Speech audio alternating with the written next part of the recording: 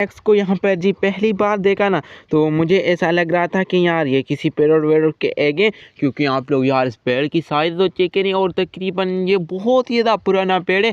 और दोस्तों इसके अंदर भी बच्चा है और एकदम से एक्टिव है और एकदम से ठीक तरीके से हमें नज़र आ रहा है। तो चलो हम लोग इसको भी साइड पर रखते हैं।